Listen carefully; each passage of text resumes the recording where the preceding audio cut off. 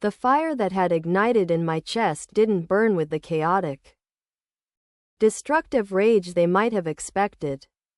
Instead, it was a forge fire, hot, focused, and purposeful.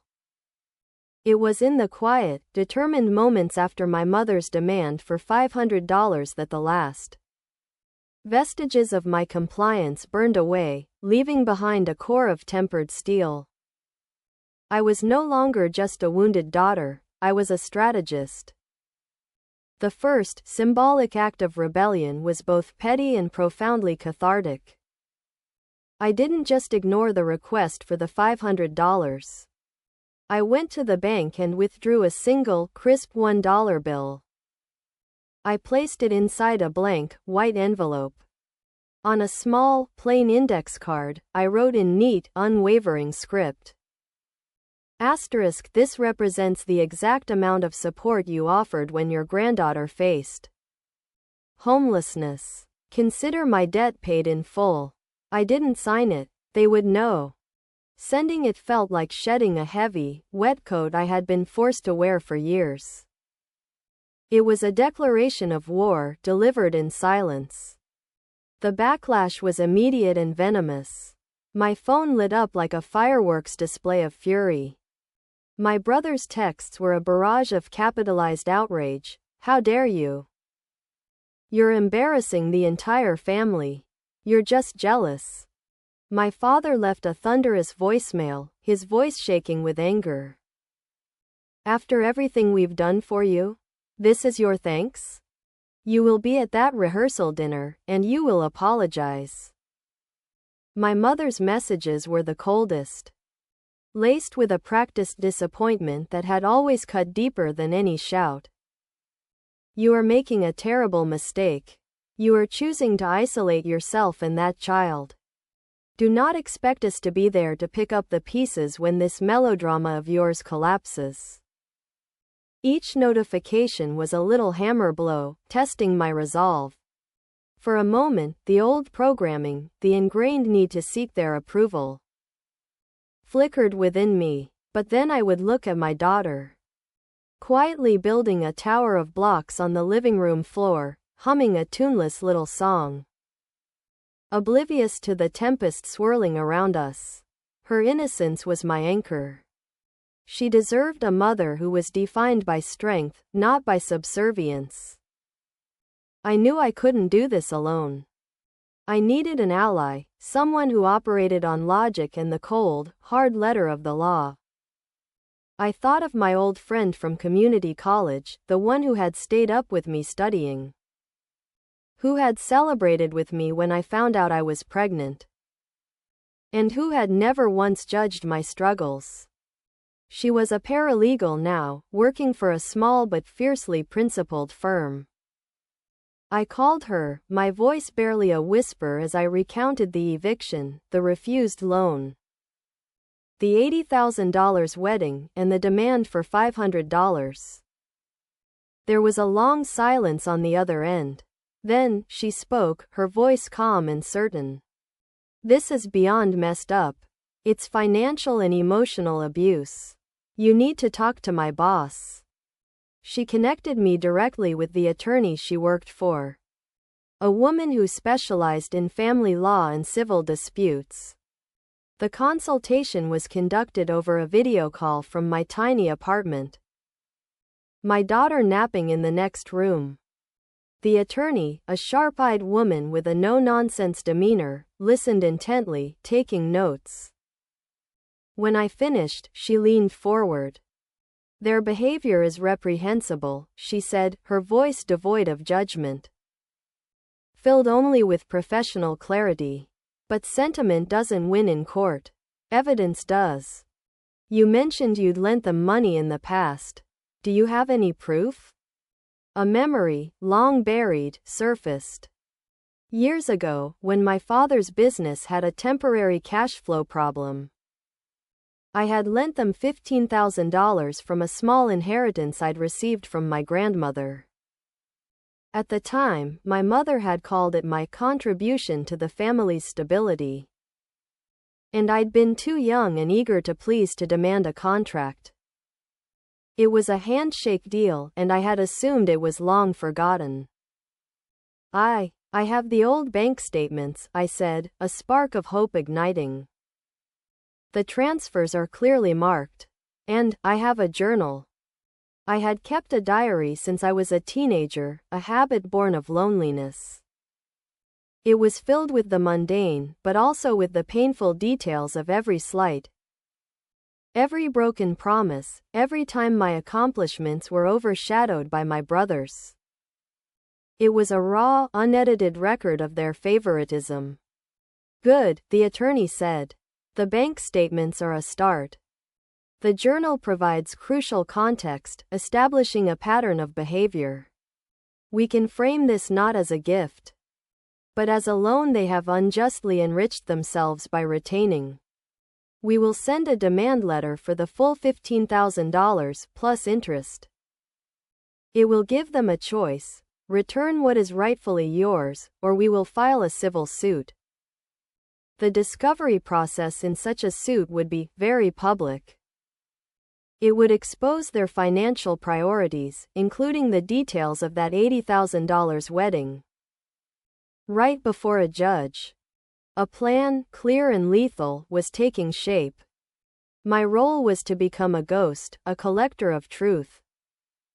I spent my nights after my daughter was asleep scouring my old emails and text messages, finding forgotten threads where my mother had referenced the loan, promising to pay me back when things were easier. I found a birthday card from years ago where my father had written, "We'll always remember your help in our time of need." It was vague, but in the context of everything else, it was another piece of the puzzle. I digitized everything, creating a meticulous digital folder that my friend could access. The most significant and most terrifying step was the physical reclaiming of my space. Using the last of my pawnshop money, I hired a locksmith to come and change every lock on my apartment door. The grinding whir of the drill biting into the old lock was the sound of my freedom, as the new, sturdy deadbolt slid into place with a solid, satisfying thunk. I felt a physical barrier rise between me and their toxicity. They no longer had a key to my home, and metaphorically, they no longer had a key to my life. The rehearsal dinner for the $80,000 wedding was scheduled for this coming Saturday. I knew they would come for me then, expecting a confrontation, expecting to find me broken and remorseful. They would arrive, dressed in their finery, full of self-righteous indignation. But they would not find a victim waiting for them. They would find a fortress, locked and silent. The battle lines were drawn, not with shouts but with a single dollar bill, a folder of evidence, and a new lock on the door. The stage was set, and I was no longer a player in their drama. I was the director of my own. The sound was definitive. The heavy, dull thud of the eviction notice slipped under my door and landing on the cheap, stained carpet of the one-bedroom apartment I shared with my 6-year-old daughter. It was more than just paper, it was the sound of my world cracking apart. I slid down the back of the door, the notice crumpled in my hand. The words, 72 hours to vacate, blurring through a film of hot, helpless tears. $4,850. That was the number. The back rent, the late fees. The final straw after a perfect storm of my car breaking down, my hours being cut at the diner, and a sudden, brutal case of the flu that had stolen a week's wages. It was an insurmountable mountain, but it was also, in the grand, cruel scheme of things, a pittance. My daughter, sensing the shift in the atmosphere even from her spot coloring at the small kitchen table, looked up, her eyes, wide and the color of warm honey, held a question I couldn't bear to answer. "Is everything okay, Mama?" she asked, her voice a small, fragile thing. I forced a smile, the muscles in my face aching with the effort. Everything's fine, sweetheart. Just grown-up stuff. I had to be her rock, her safe harbor, and in that moment, I felt like I was made of sand, about to be washed away. The gnawing desperation in my gut left me with only one bitter option. I had sworn, after the last time, that I would never ask them for anything again. But this wasn't for me. This was for the roof over my child's head. I took a deep, shuddering breath and picked up my phone, my thumb hovering over the contact I had labeled simply, Mother. The call connected after several rings. Hello? Her voice was clipped, already impatient. I could hear the faint sound of classical music in the background. The familiar sound of her curated, comfortable life. Mom, I started, my voice trembling despite my best efforts. I laid it out, bare and ugly. The eviction. The $4,850. I didn't dress it up. I just need a loan. I can pay you back. I'll get a second job, I'll do anything. They're going to put our things on the street in 3 days. The silence on the other end was so profound I thought the call had dropped. Then, a sigh. It wasn't a sigh of sympathy, but of profound inconvenience. You always seem to find yourself in these dramatic situations, don't you? She said, her tone cold. Your father and I are not a bank. We can't rescue you from every poor decision you make. You chose to have that child, you chose that life. Responsibility is something you learn, not something you borrow. Each word was a needle, meticulously placed in the most vulnerable parts of my soul. A poor decision? I whispered, my eyes drifting to my daughter. The greatest good fortune of my life. You need to learn to stand on your own 2 feet, my father's voice boomed in the background. Having picked up an extension. It was the same phrase he'd used when I'd asked for help with college, when my car had first broken down, a mantra for their absolvement of parental duty. We have our own substantial obligations to consider. Your brother's wedding is in a month. The final payments for the venue and the caterer are due. We can't have any financial distractions right now. The juxtaposition was so violent it stole my breath. My homelessness was a dramatic situation, a distraction. His wedding, a $80,000 substantial obligation. I'm not a distraction, I'm your daughter. The plea was torn from me, raw and desperate. And he is our son, my mother replied, her voice final. And his future deserves to start on a stable, celebrated foundation. We suggest you look into a women's shelter. We have to go, the wedding planner is on the other line. The dial tone was a death knell. I sat there on the floor, the phone still in my lap, the eviction notice beside me. The humiliation was a physical burn, creeping up my neck and into my cheeks. But worse than the humiliation was the fear. The sheer, unadulterated terror of not knowing where I would take my little girl in 72 hours. Miraculously, I didn't break. A strange, cold numbness settled over me. I called my boss, a kind, weary man who owned the diner. I begged, not for money, but for extra shifts, for any advance. He took pity, giving me a small advance and promising me double shifts for the next 2 weeks. It wasn't enough, not nearly, but it was a thread of hope.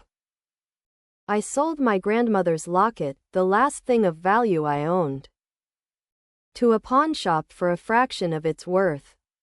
I managed to scrape together just enough to convince the landlord to give me 1 more week. We were safe for 7 more days. But the cost had been my last shred of dignity and my last family heirloom. It was during this week of reprieve, as I was serving plates of greasy food to smiling couples and counting every penny, that the deluge began. The family group chat, which had been silent during my crisis, exploded with a glittering, nauseating fervor.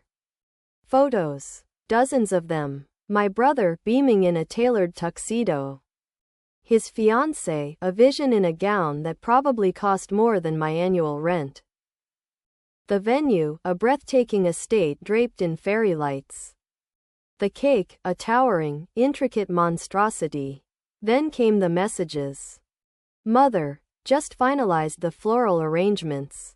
The peonies are being flown in from Holland. A small fortune, but worth it for our golden boy. Sparkles. Father, proud to give my son the wedding he deserves. The open bar will feature top-shelf liquor only. No cutting corners. Brother, thanks, Dad. Can't believe you're doing all this for us. It's going to be the event of the season. I stared at the screen, my hand shaking so badly I nearly dropped my cheap, cracked phone. $80,000. For a party. For a single day. They had spent $80,000 on a party while their granddaughter was nearly rendered homeless over a debt of less than $5,000. The injustice was not just a concept anymore, it was a living, breathing entity in the room with me, its weight crushing my chest. The final message came through, addressed directly to me from my mother. The rehearsal dinner is at the Grand Crest Hotel. We expect you to be there. And we need your contribution for the family gift.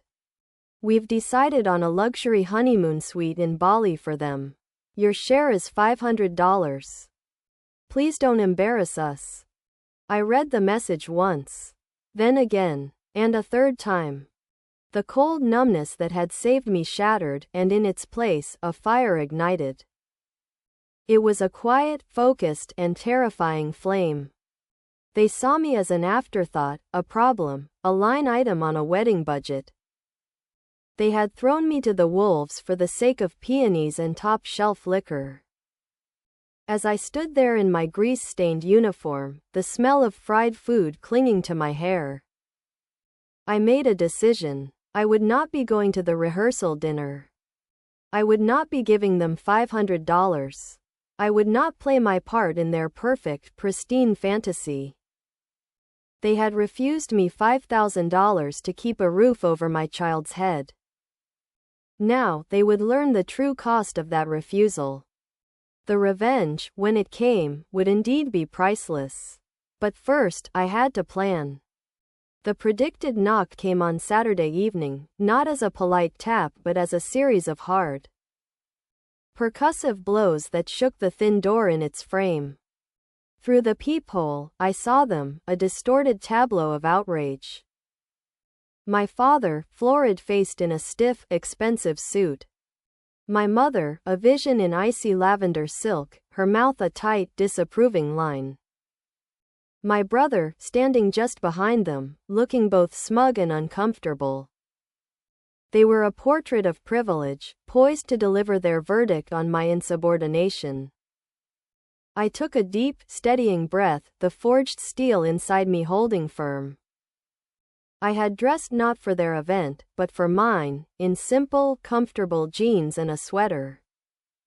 My daughter was safely at a playdate at my friend's house. Far from the ugliness about to unfold. I unlocked the door, my new, sturdy deadbolt, and opened it. But only the width the security chain allowed. You, my father spat, his eyes blazing. You ungrateful little.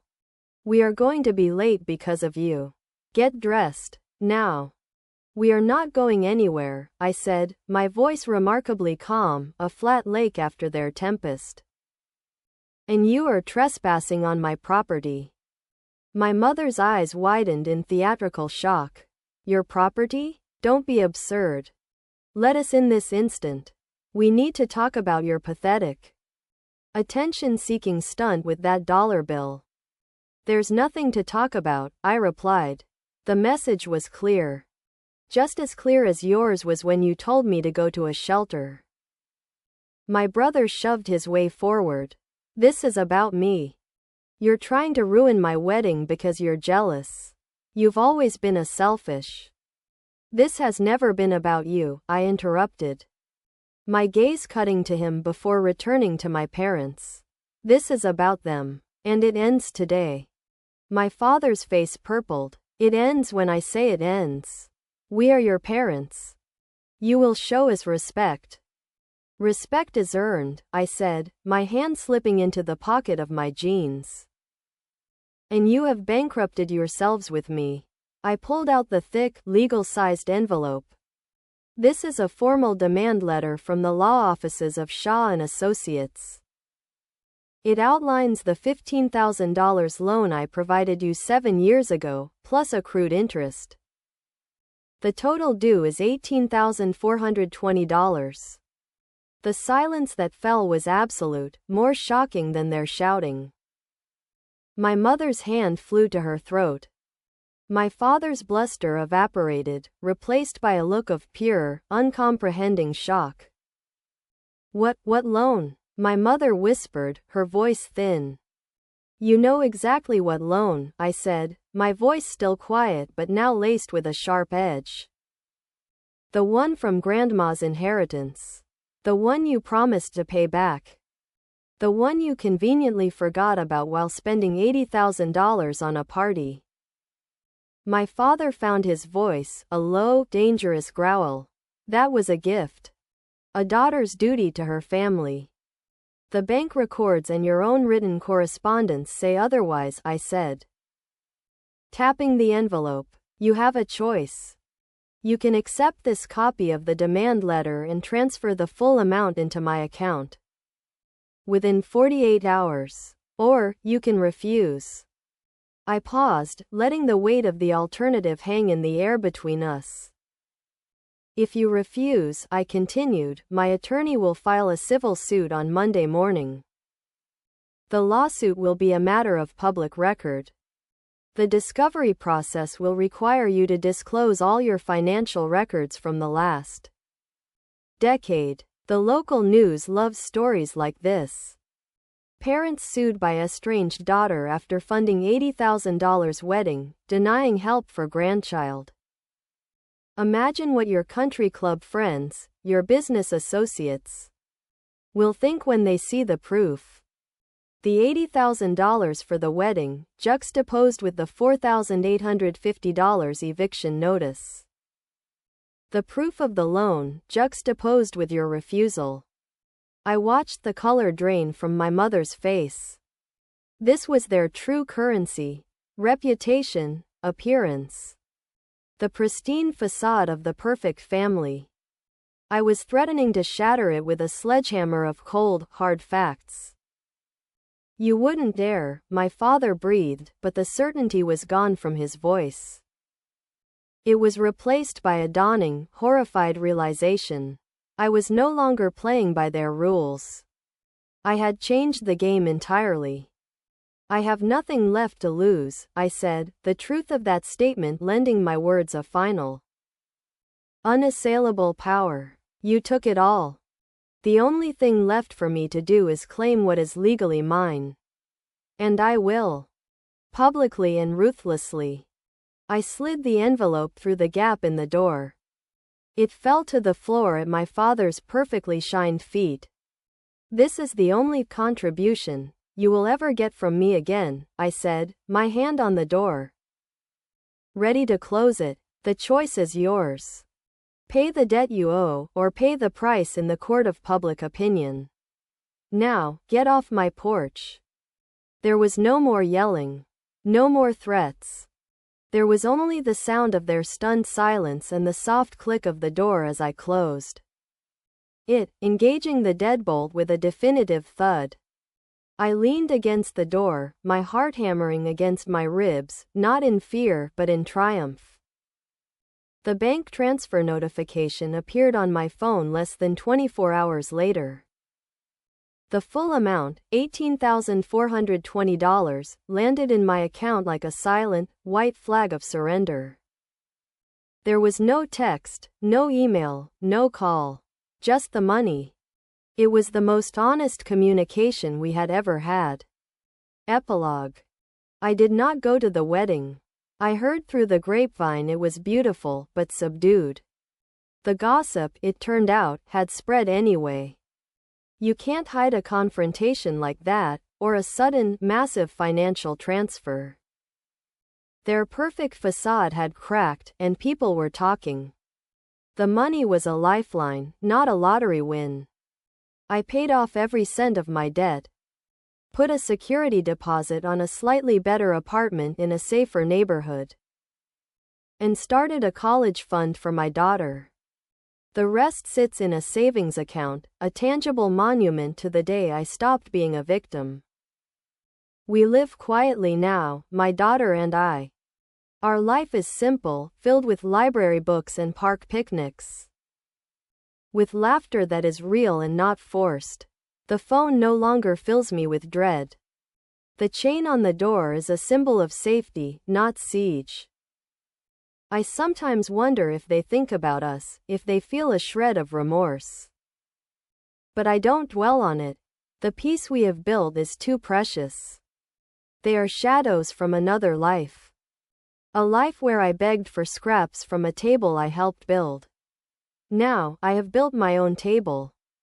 And at this table, my daughter will never have to learn the taste of bread earned through humiliation. She will only know the nourishing feast of self-respect, a flavor that, to us, is truly priceless.